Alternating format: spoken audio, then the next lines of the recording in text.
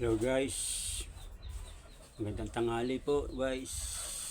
Gagawa din ako ng panibagong video. Ikukwento ko lang, share ko sa inyo yung araw po ng birthday ko.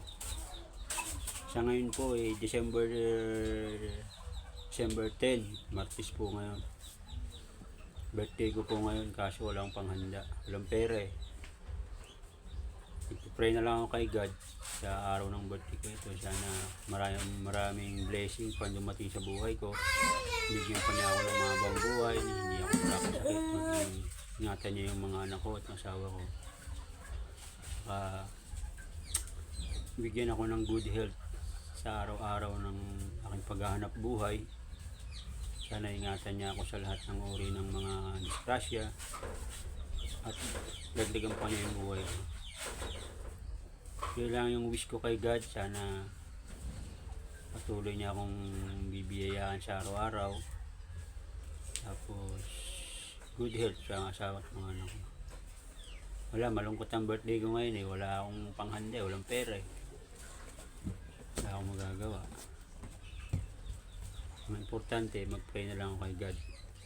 Ito yung anak ko, makain ng ice cream. Wala, walang pera eh. Pero kahit walang handa, masaya pa rin ako kasi nag-pray ako kay God eh. Pasalamat ako kay God kasi dumating araw ng birthday ko, malusog ako, wala akong sakit. Yun naman ang importante.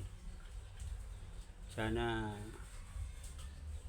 may aral na kayong natutunan dito sa sinasabi ko sa video na to. Sana yung makakapanood dito, sana maging aral to sa inyo. Salamat guys. Yun po ay tanghali na, alas 10 na po. Sinare ko lang po yung araw ng birthday ko na ganito nga, wala akong panghanda. Pero masaya pa rin ako kasi papasalamat ako kay God na malakas pa rin ako sa araw na to. Wala akong sakit. Dinagdagan pa niya yung buhay ko. Iningatan niya ako sa buong taon, hindi niya ako pinabayaan, ganoon din ang aking asawa at mga anak. Salamat guys sa pakikinig ng video ko ito. Sana unawaan nyo at maging aral to sa inyo. Salamat guys. Thank you.